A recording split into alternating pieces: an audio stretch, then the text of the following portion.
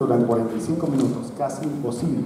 Así que voy a hablar básicamente de tres articulaciones que son las de patología más frecuente: hombro, rodilla y cadera. Les aseguro que si están atentos a la clase, van a responder todas las preguntas que he puesto en el examen, o que van a venir en el examen porque ya hice las preguntas. ¿De acuerdo? Veamos hombro. Anatomía, radiografía, ecografía y resonancia. ¿Cómo se va a ver en cada método? Por radiografía, básicamente, huesos, ¿sí? El húmero, el acromio, la clavícula, la apófisis coracoides, el omóplato. Tomografía es muy buen método porque me permite hacer reconstrucciones tridimensionales que me dan mucha información y se ven las mismas estructuras. Resonancia me permite ver también huesos, sin embargo no es, digamos, el examen de elección propiamente para la patología ósea.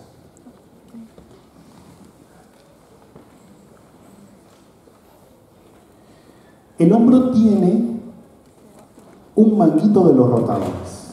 El manguito de los rotadores son estructuras de tendones que se van a encargar de movilizar la cabeza humeral y por ende el húmero, y son cuatro: el supraespinoso, el infraespinoso, el redondo menor y el subescapular. Otra estructura importante de tendones en el hombro es el tendón largo del bíceps.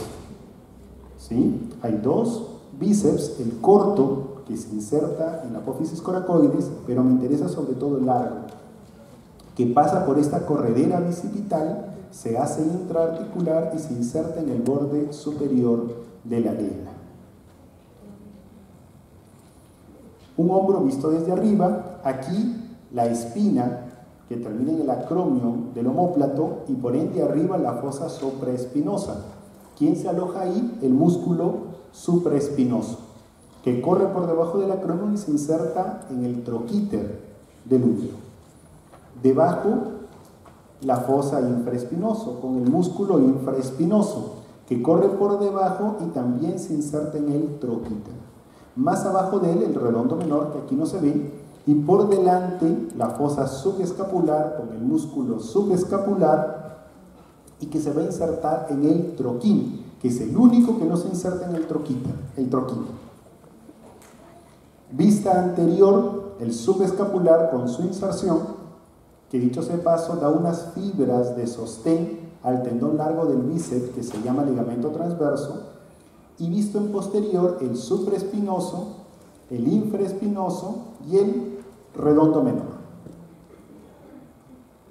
Si tratáramos de visualizarlo en un paciente, la distribución sería más o menos así. Visto en anterior, el húmero, el omóplato y el tendón supraespinoso. Un énfasis en el tendón supraespinoso porque vamos a ver que es el tendón que de largo más se lesiona y acaba siendo la primera causa de dolor de hombro. En resonancia, los tendones se deben ver de baja señal en todas las secuencias, no importando qué secuencia sea, T1, T2, densidad protónica, no importa cuál fuere, los tendones se van a ver de baja señal. Aquí estamos viendo un tendón subescapular. Se utilizan diferentes secuencias. Acá nos interesan las secuencias, sobre todo sensibles al agua, porque me permiten ver edema, me permiten ver cambios degenerativos, es decir, T2 y densidad protónica. Y de las dos, nos solemos utilizar más densidad protónica.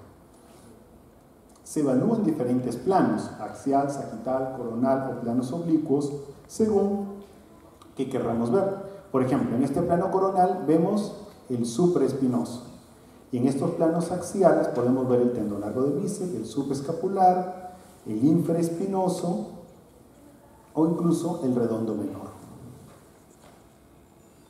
La ecografía también nos sirve mucho para ver el manguito de los rotadores, porque son estructuras que están relativamente superficiales. ¿Cuál es la condición? Que yo debo de tener un traductor lineal de alta frecuencia. ¿Recuerdan cuando estudiábamos ecografía? Decíamos que los transductores, contra más frecuencia tengan, tienen mejor resolución, pero menos penetración, menos profundidad. Y los transductores, cuanto menos frecuencia tengan, pierden resolución, pero ganan profundidad. A mí me interesa resolución o profundidad. Resolución. Entonces necesito un transductor de alta frecuencia. Y tiene que ser lineal por las estructuras que voy a seguir, que son lineales. Se evalúan en los dos planos. Si yo tengo un tendón, lo evalúo en su plano longitudinal y lo evalúo en su plano transverso. Al paciente se le coloca en determinadas posiciones para que me muestre el tendón. Si yo quiero evaluar a un paciente, por ejemplo, el tendón subescapular, lo que yo hago es rotar hacia afuera la mano para que el tendón se exponga y yo lo pueda ver. Si yo quiero evaluar el tendón supraespinoso, le llevo al paciente la mano hacia atrás, le decimos como quien se rasca la espalda, para que el supraespinoso se muestre. Si yo quiero ver el infraespinoso, le cruzamos la mano hacia el otro hombro y se expone el infraespinoso. Y así la ecografía musculoesquelética tiene posiciones concretas dependiendo qué quiero estudiar yo. Si quiero estudiar, por ejemplo, el tendón de Aquiles, lo pongo boca abajo y si este fuera el pie, con la punta de los pies sobre la mesa, para que me pueda mostrar el tendón de Aquiles. Entonces, cada estructura que yo busco en ecografía tiene posiciones para yo poderla evaluar. Los ligamentos principales en el hombro son los ligamentos córacoclaviculares, el conoide y el trapezoide, y el ligamento coracoacromial. Este ligamento coracoacromial es el que cierra el espacio por el que pasa el tendón supraespinoso. Otra estructura importante es la bursa. Hay varias bursas en el hombro, pero la más importante es la subacromio subdeltoidea. Es una bursa que está debajo del acromion y del deltoides, como su nombre lo dice. ¿Cuál es la función de las bursas? Las bursas son bolsas. Y la idea de las bolsas es tratar de disminuir la fricción que hay entre dos estructuras. Entonces uno encuentra bursas entre un hueso y un tendón, entre dos tendones, entre dos estructuras, un ligamento y un tendón, entre dos estructuras que van a tener fricción. Para evitar la fricción y la destrucción de ellas, existe una bursa. ¿Sí? ¿La bursa qué tiene? Líquido, agua. Generalmente tienen cantidades de agua muy pequeñas, al punto que no suelen ser vistas por los estudios por imagen, salvo algunas excepciones que ya les menciono.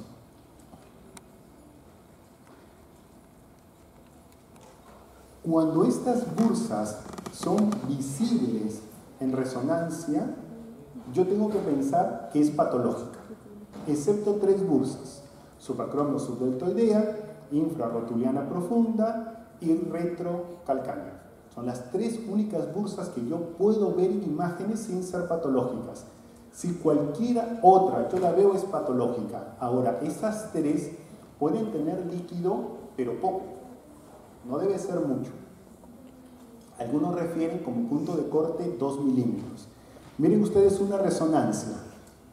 ¿Qué bursa es esta?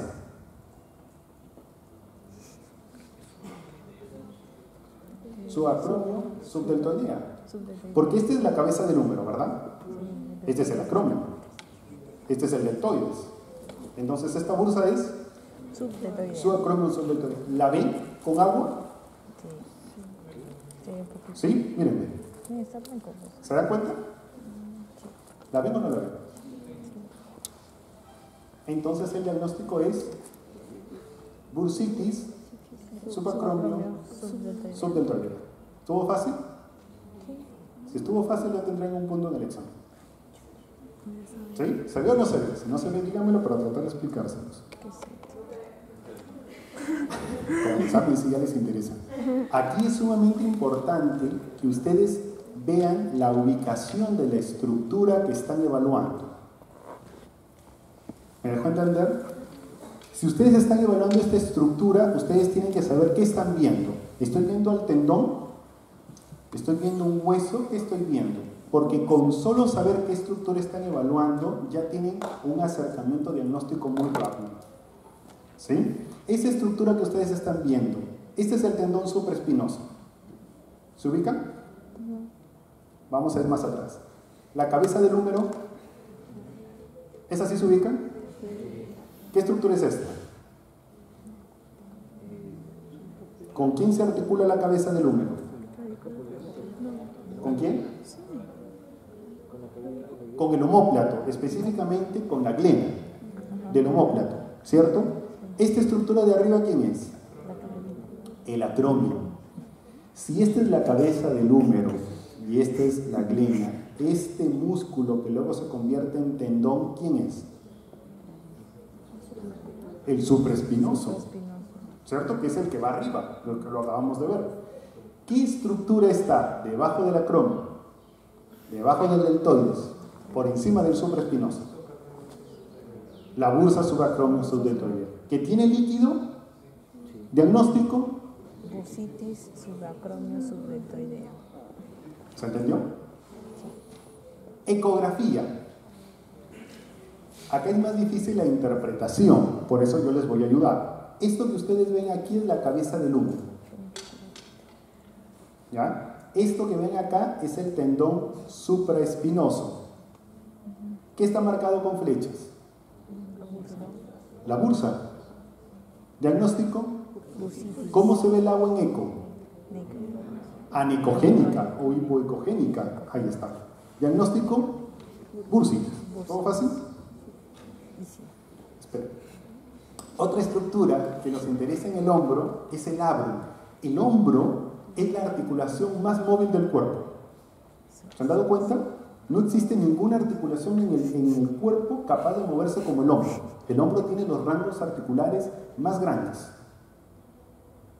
Eso es cortesía de que la glena es pequeña y la cabeza humeral es grande, entonces le permite girar. Pero para ayudar a contener esa cabeza, la glena tiene un ribete que se llama labrum. Y ese ribete tiene una forma triangular, como la ven aquí, aquí, aquí o aquí. Eso es conocido como labrum. El labrum se lesiona, se rompe, va a tratamientos quirúrgicos, es de diagnóstico un poco complicado, así que tranquilos, solo quiero que sepan que existe. ¿Ok? Patología principal del hombro: bursitis subacromio subdeltoidea, aumento de líquido por inflamación, suele asociarse a cambios degenerativos del tendón o a rupturas del manguito de los rotadores.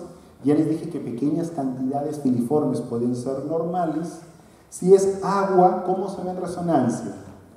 En T1, baja señal. En T2, hay un error ahí, alta señal.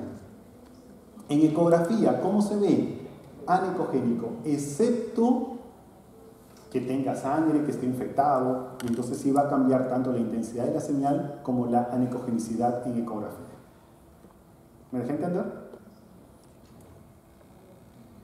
Es el mismo ejemplo que les mostré antes por una bursitis y una ecografía. Cabeza humeral, supraespinoso. ¿Quién está arriba? La bursa. ¿Aumentada de líquido? Sí. ¿Diagnóstico? Ya está. Están para el 20. Tendinosis. Son cambios degenerativos del tendón. Clásicamente en mayores de 40 años. Se puede ver un poco antes, pero por encima de 40 años ya empieza a haber cambios degenerativos del tendón. No existe una predilección por el sexo y obviamente da dolor. La tendinosis clásicamente da dolor más por la noche. El paciente se queja hasta para dormir. ¿Qué va a dar? Engrosamiento y aumento de señal en resonancia magnética. Y en ecografía va a dar engrosamiento y disminución de la ecogenicidad. Vamos a ver un tendón supraespinoso muy grueso e hipoecogénico. Y en resonancia, en vez de ver un tendón hipointenso como deberían de verse los tendones, lo vamos a ver de señal intermedia. ¿Sí? ¿Se ve o no? Grábense mucho los casos porque 80% de mis preguntas son imágenes. Tendinopatía cálcica, como su nombre lo dice, calcio en el tendón, básicamente por depósitos de hidroxiapatita cálcica. Eso va a producir inflamación y cambios degenerativos. Es frecuente en el manguito de los rotadores y una vez más, ¿quién es el que más se compromete? El supra. ¿Quién sufre más tendinosis? El supra. ¿A quién le da más tendinopatía cálcica? Al supra. ¿Quién se rompe más? El supra. ¿Sí? El supra es el del bullying. ¿Sí? Todos contra el supra. ¿Sí? O sea que si les preguntan tal patología es más frecuente de y lean la patología. ¿Ustedes marcan? Supra. ¿Sí? La ecografía muchas veces es suficiente, aunque también se puede ver por resonancia. Clásicamente, quinta, sexta década de la vida. Si es calcio, ¿cómo se ve en resonancia? Hipo. El calcio se ve hipo. ¿Cierto? ¿O no? Sí. ¿Y cómo se ve en ecografía? Hiper. Y si es muy cálcica, ¿qué da? Sombra acústica. Obviamente, la tendinopatía cálcica de la noche a la mañana no es pues calcificación completa. Pasa por diferentes fases, pero ya en la fase cálcica propiamente da sombra acústica. Ecografía. Cabeza del húmero, supraespinoso. ¿Qué está marcado con la flechita? Una litiasis vesicular. Parece, ¿no? ¿Ya han visto litiasis vesiculares? Sí. ¿Se parece o no? Imagen en semiluna con sombra acústica. Y dicen litiasis. Es igualita en imagen, pero la ubicación es la que obviamente me hace dar un diagnóstico diferente. Esta es una calcificación. ¿Por qué? Porque es hiperrefringente, porque tiene semiluna y porque da sombra acústica. ¿Tengo duda de que es calcio? No. ¿Dónde está? En el supraespinoso. ¿Diagnóstico? Tendinopatía cálcica del supraespinoso. Pregunta regalada. ¿Sí o no? Ojalá. En rayos X, ¿cómo se va a ver? Miren. ¿Logran verla?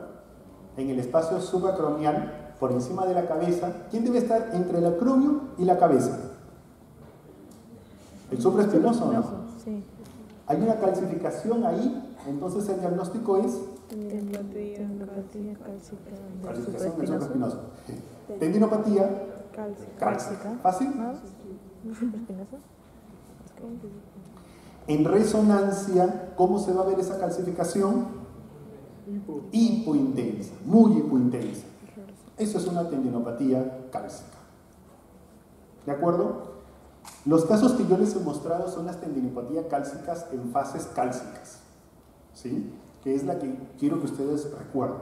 Hay tendinopatías cálcicas que cuando recién se están en fase de formación empiezan a aparecer unos grumos de calcio. En eco se ve como calcio hiperecogénico, pero no da sombra porque no tiene la suficiente cantidad de calcio. Y en rayos X puede no verse, porque es tan poco el calcio que hay que no se logra visualizar. ¿De acuerdo? Pero les he mostrado los casos clásicos, los que vienen en el examen. Rupturas. ¿Quién se rompe más? El supraespinoso, 95% de veces. Sin duda él es el amigo elegido. ¿Sí? Puede ser que se rompa parcialmente o puede ser que se rompa totalmente, obviamente. En resonancia, cuando algo se rompe se llena de líquido. Entonces, ¿cómo se ve en resonancia?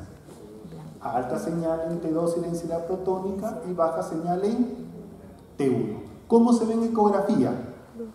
Baja señal, anecogénico o hipoecogénico. Está igualita que la descripción de la bursa. ¿La diferencia cuál es? La ubicación. ¿Sí? Veamos. Resonancia, por ejemplo. Este es un diagrama. ¿Ven el desgarro? ¿Parcial o completo? Parcial. ¿Ven el desgarro? ¿Parcial o completo? Aquí en el diagrama. Parcial, ¿cierto? Porque aquí yo veo fibras profundas que pasan. Y acá veo fibras superficiales que pasan. De hecho, solo como cultura, las parciales se dividen de cara bursal o superficiales, de cara profunda o articulares o intrasustancia, pero dejémoslo en parciales. ¿Ven aquí el desgarro parcial? ¿Aquí? ¿Eso podría ser una bursa? No. Viene el músculo supra, viene el tendón supra y se interrumpe. Eso no es bursa. Además, la bursa no tiene forma de rectángulo, ¿no? Es alargada, es una bolsa. No hay forma. ¿Ven el tendón supra? Cabeza humeral. Esta imagen en pico del oro es el tendón supraespinoso. Y ven esta imagen acá, anecogénica. Es un desgarro parcial. ¿De acuerdo? ¿Sí? Desgarros completos. Esto sería el diagrama del desgarro completo, ¿verdad? Ya se viene incluso parte del tendón, se retrae. Miren ustedes, cabeza del húmero, glena, supra, ¿y ven el hueco? ¿Lo ven o no? Desgarro completo. ¿Fácil? ¿Sí? A veces incluso la cabeza se eleva y ocupa este espacio. Pero recuerden, de aquí a un mes, cuando estén sentados en el monitor, marcando alternativas, que encima del supraespinoso, encima de la cabeza humeral, ¿quién debe estar? Supraespinoso. Si no está el supraespinoso ahí, ¿cuál es su diagnóstico? ¿Cuál? Ruptura. ¿Cuál? Ruptura. Desgarro completo, despesor completo. ¿Sí? ¿Lo recuerdan? Si no, lo revisan en la grabación de su compañero. ¿Sí? Entonces, veamos eco. Cabeza del húmero, supraespinoso, y ya que más ayuda, hasta medido está. Anecogénico, el defecto. ¿Ven? Ruptura, espesor completo. ¿Fácil? El labro, con una lesión que se llama banca. Cuando el hombro sufre un traumatismo, generalmente es por traumatismo, el hombro se puede luxar, se puede salir. Clásicamente el hombro se luxa hacia anterior. Es muy rara las luxaciones posteriores del hombro. Y el hombro se luxa hacia adelante y hacia abajo, como lo están viendo en el diagrama. ¿Ven cómo está luxado? Está luxado hacia adelante y hacia abajo. Eso va a ocasionar algo. Si aquí la cabeza del húmero, la estoy viendo desde arriba, la cabeza del húmero y la glena, ¿verdad? Si el húmero o la cabeza del húmero se luxa hacia adelante y hacia abajo, va a producirse esto: un choque entre la región superior y posterior de la cabeza humeral y se va a hundir la cortical. Eso es conocido como fractura o lesión de Hill-Sachs. ¿De acuerdo? Pero no es lo único que va a sufrir, también va a sufrir la glena. Y en la glena, ¿quién estaba? Este triangulito. ¿Cómo se llama ese triangulito? ¿Cómo? Labrum. Entonces, ¿se imaginan qué le puede pasar a ese labrum cuando le choque el hueso? ¿Cómo? Se rompe. A esa ruptura se le conoce como banca. Y son también lesiones relativamente frecuentes del hombro. Cuando la cabeza regresa a su posición, ¿de acuerdo? Yo voy a tener aquí una fractura por hundimiento de la cabeza, que es esta, ¿verdad? Eso se llama Hill-Sachs. Y acá voy a tener una ruptura del labrum, que tranquilos, esa no se las voy a preguntar. Se llama banca, porque es mucho más difícil de mirar. Pero es simplemente para que entiendan la idea. De hecho, muchas veces para hacer este diagnóstico lo que hacemos es un estudio de artroresonancia. Es decir, Entramos con una aguja desde la piel hasta la articulación, inyectamos sustancia de contraste, distendemos la articulación y eso me deja ver mejor el ano.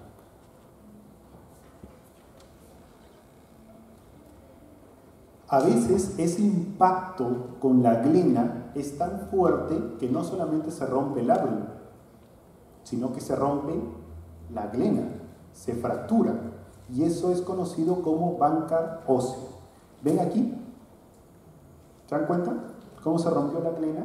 Eso es un bancar óseo. Ese sí es muy fácil de mirar, ¿no? Rodilla. La rodilla también la podemos ver. Para huesos, todos los métodos. Rayos X, tomo, rezo. Voy a ver tibia, fémur, rótula, peroné, espacio articular. Tomo con reconstrucción, tomo en un MPR coronal, resonancia. Todo me sirve muy bien para ver huesos. Pero las estructuras que más se lesionan en la rodilla son los meniscos. ¿Qué son los meniscos?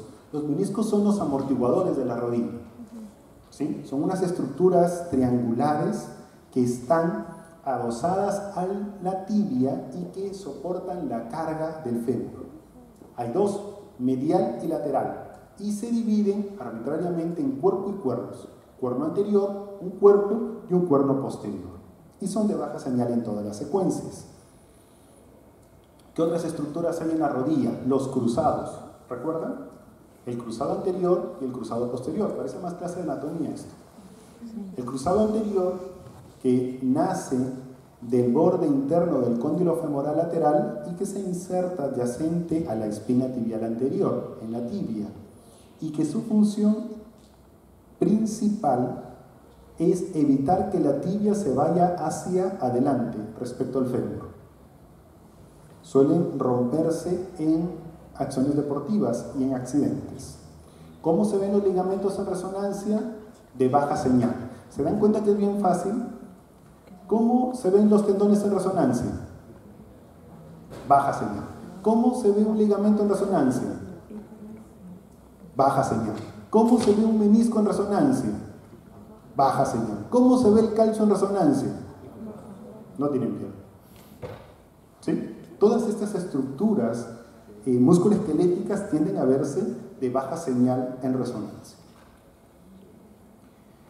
Ligamento colateral medial, otra estructura importante que se lesiona mucho. Entonces, y los tendones rotuliano y del cuádriceps.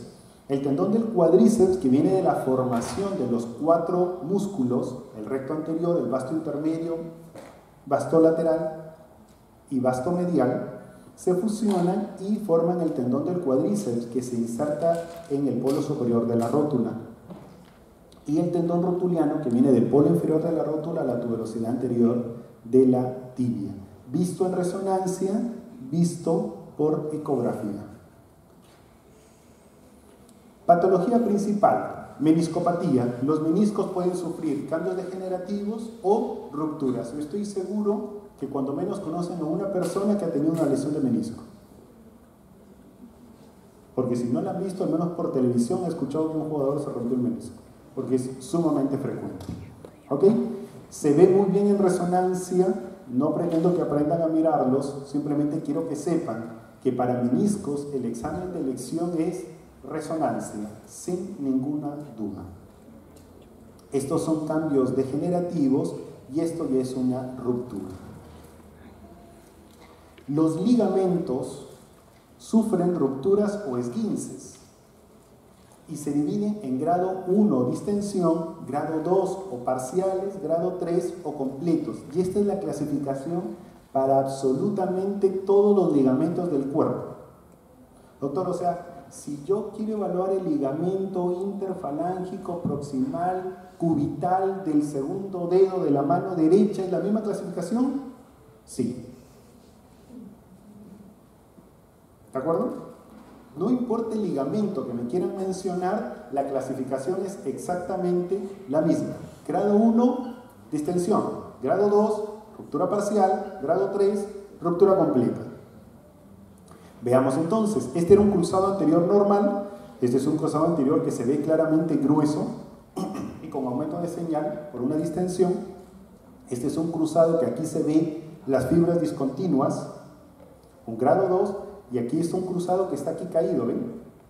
Debería de ir para acá y está caído. Este es un grado 3. Otra vez, el método de elección para la resonancia, para el ligamento cruzado es resonancia magnética.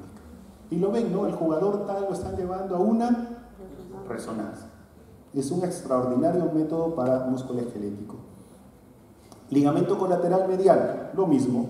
¿Qué clasificación? La misma. Grado 1, un poco de edema.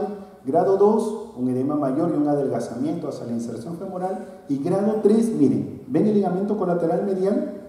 ¿Llega o no llega? ¿Llega o no llega? Fíjense bien, porque también se van a acordar de esto en un mes sentados frente al monitor. ¿Llega o no llega? No llega. Si no llega, ¿cuál es el diagnóstico? Desgarro completo. ¿Sí? Lo que se tienen que acordar es qué estructura es. ¿Está medial o lateral? Entonces es el ligamento colateral medial.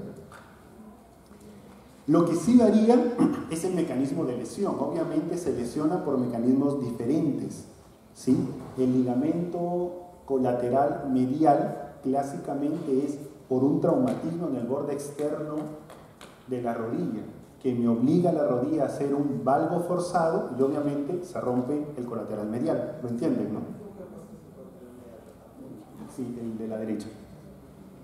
¿Sí? Y el primero es el clásico jugador de fútbol que se le atranca el pie, gira sobre su eje, el fémur se va para atrás, la tibia se va para adelante y se rompe el cruzado anterior.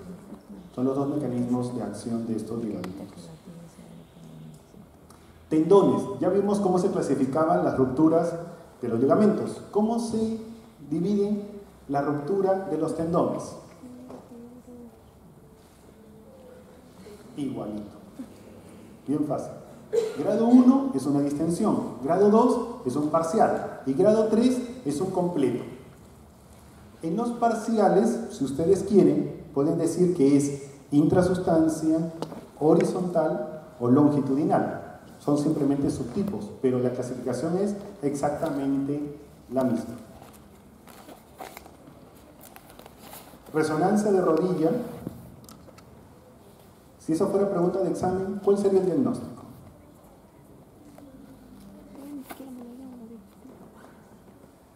El diagnóstico está en la imagen de la derecha, ¿no? Que es más fácil de mirar.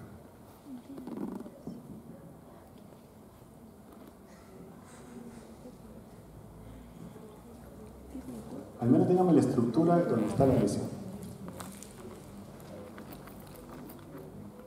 Mis alumnos de la FAO. Yo les tengo fe.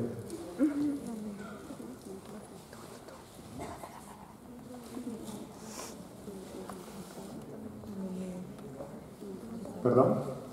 ¿Qué tendón? Ya, les voy a ayudar.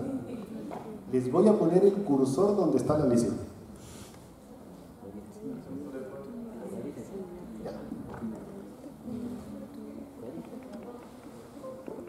¿Diagnóstico?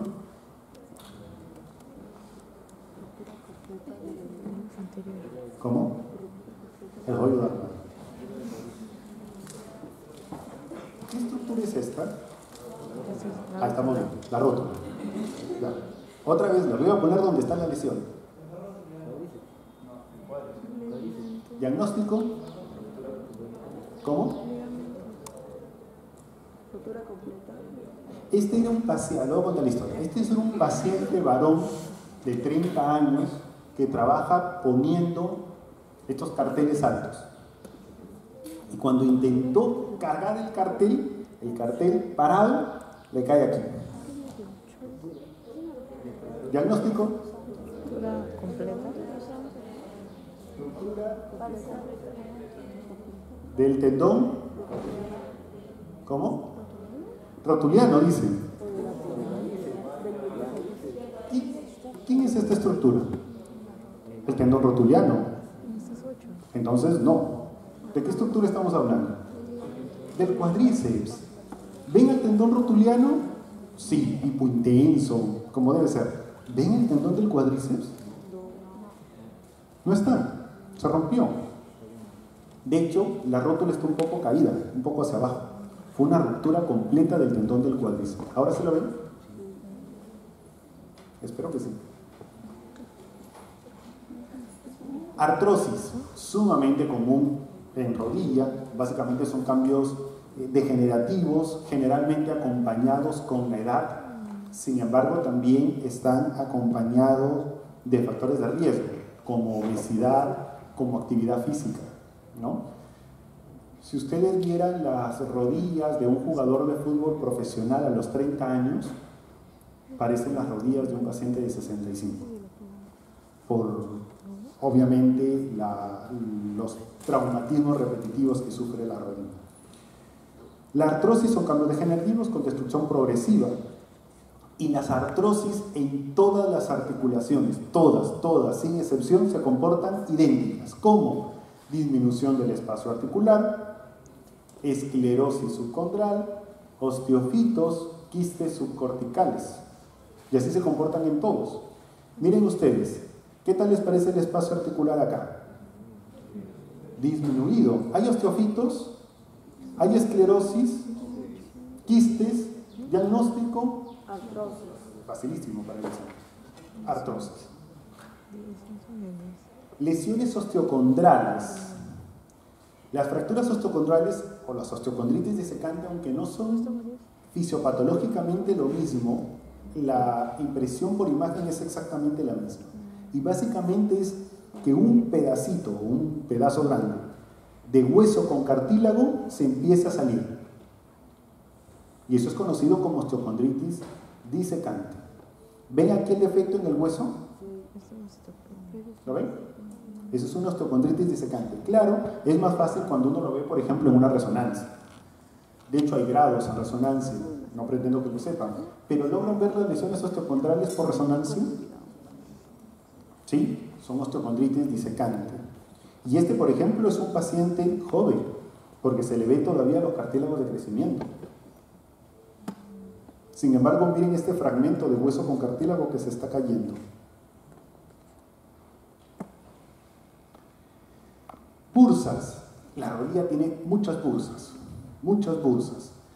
¿Qué quiero por ahí que les suene más? La bursa prepatelar, la bursa infrarrotuliana superficial, la bursa infrarrotuliana profunda y la bursa de la pata de ganso, que son las que más se pueden alterar.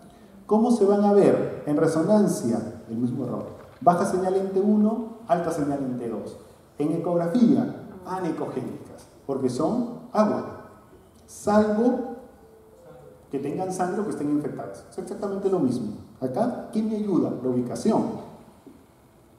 Por ejemplo, ¿qué bursa es esta? Prepatelar. Fácil, está delante de la patela. Y aquí no debe haber ninguna bolsa que yo pueda ver, porque bursa prepatelar tenemos todos, pero no se ve. Aquí la veo, es patológica, prepatelar. ¿Qué bursa es esta? Infrarrotuliana superficial, infrarrotuliana profunda. En los tres casos el diagnóstico es bursitis.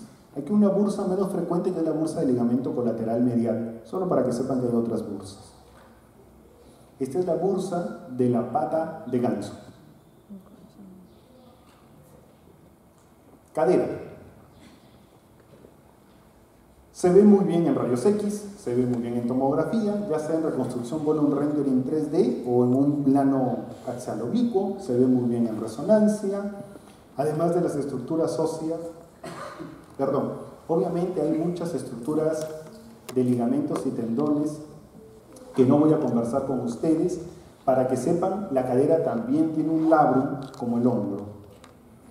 La patología que más vemos en cadera, sin duda, es artrosis. ¿Sí? Miren el espacio articular del lado izquierdo contra el espacio articular del lado derecho. ¿Se dan cuenta? La esclerosis se ve más hiperdenso que acá. Los quistes subcorticales, sin duda el diagnóstico aquí es artrosis de cadera derecha. Visten otro, bueno, es otro paciente, pero visten otra incidencia, se ve lo mismo.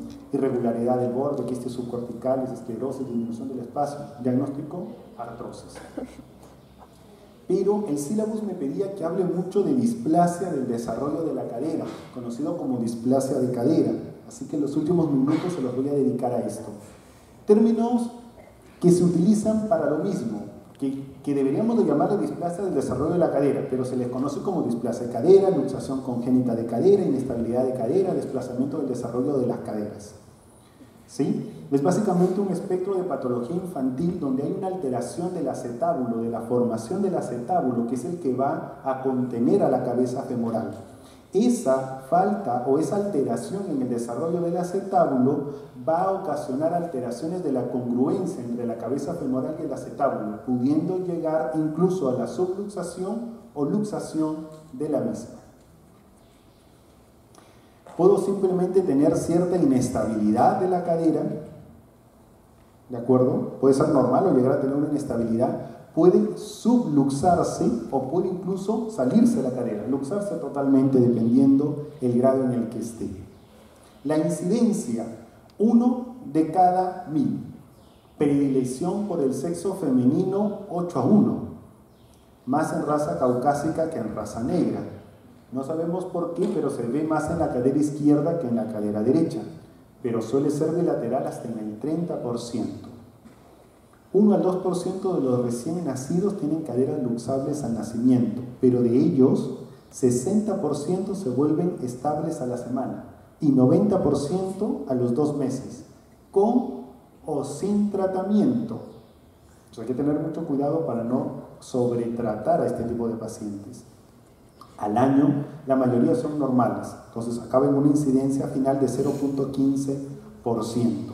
Pero ¿cuál es entonces la importancia de diagnosticarlo para que no tengamos pacientes así?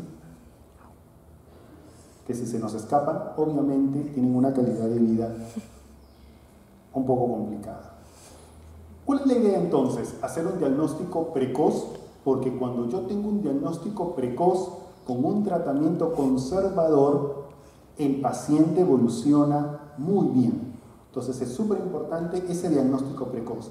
Así que todos los esfuerzos deben estar encaminados para tratar de hacer diagnóstico precoz, idealmente antes de los 2 meses de vida.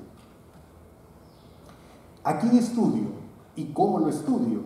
Bueno, factores de riesgos. Hay factores de riesgos conocidos, pero la clínica, asimetría de pliegues.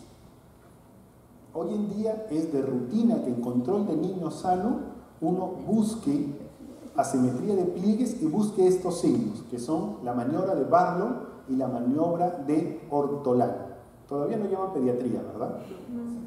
Cuando lleven pediatría les van a enseñar esto porque de todas maneras hay que hacerlo en un recién nacido. O sea, en el examen inicial de un recién nacido uno ve varias cosas.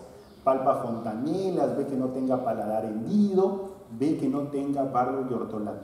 Es parte del protocolo de atención del recién nacido. Y si lo tiene, ya tengo como sospecha diagnóstica displasia de cadera o este trastorno del desarrollo de la cadera. Y ahí, ¿qué método elijo? Dato importante. Antes de los 3 meses, ecografía. Y después de los 3 meses, radiografía. Básicamente, ¿por qué? La ecografía es muy buena. El problema es que cuando empieza ya a osificarse el fémur, la ecografía ya no va a poder ver. Y pierde su sensibilidad y empieza a tomar mayor importancia la radiografía. Es como se vería una ecografía y es como se vería la radiografía. Ventajas de la radiografía: disponibilidad, costo, es un método muy difundido y tiene eficacia reconocida después de los 3 meses. Su desventaja: radiación en un recién nacido. Eso no nos gusta mucho, sin embargo es una radiación muy pequeña, es solamente una radiografía. Limitado en niños pequeños y puede dar falsos positivos, sobre todo en niños pequeños. ¿Qué líneas se van a buscar en radiografía? Y esto sí quiero que lo sepan, porque ustedes van a hacer de todas maneras en el SERUM atención primaria. Y de todas maneras van a haber recién nacidos. Y de todas maneras van a encontrar sospecha de displasia. Y de todas maneras van a haber estas placas. Así que esto sí quiero. No quiero que sepan ver un menisco roto en resonancia. Quiero que sepan ver una displasia de cadera. ¿Ok? ¿Qué líneas trazo? En verde, una línea que pasa por debajo de los acetábulos, debajo de los dos acetábulos, conocida como línea de Hilgenreiner. ¿Ok? Una línea que es perpendicular a la primera y que pasa por el borde externo del acetábulo, conocida como línea de Perkins. Y la tercera línea es una línea que pasa por el borde del isquion y se completa con el cuello del húmero, conocido como arco de Shenton. ¿Para qué me sirve? Cuando hay displasia de cadera, este arco de Shenton se vuelve discontinuo y ya es un signo. Los otros me sirven para lo que les voy a mostrar adelante. Medir el ángulo acetabular. Para medir el ángulo acetabular, yo utilizo la línea de Hilgenreiner y trazo una línea paralela al acetábulo. Ese ángulo que se forma es conocido como el ángulo acetabular, que va cambiando según la edad en su valor normal. Si ese ángulo es mayor, significa que la cadera está abierta. Si la cabeza está abierta, para que se lo imaginen, esta sería la formación de la cadera y este es el espacio para la cabeza femoral. ¿Qué pasa si el ángulo se amplía?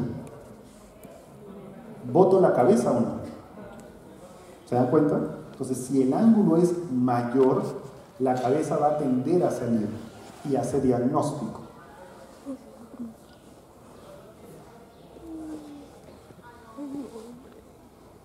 Lo otro que me ayuda son los cuadrantes, porque el núcleo de osificación debe estar en el cuadrante inferior interno. Si el núcleo de osificación de la cabeza femoral está acá o está acá, significa que se está saliendo del acetábulo y también me estaría hablando de un trastorno del desarrollo. ¿Me dejo entender? Entonces, para definir esos cuadrantes, yo trazo mi línea de Hilgenreiner y mi línea de Perkins.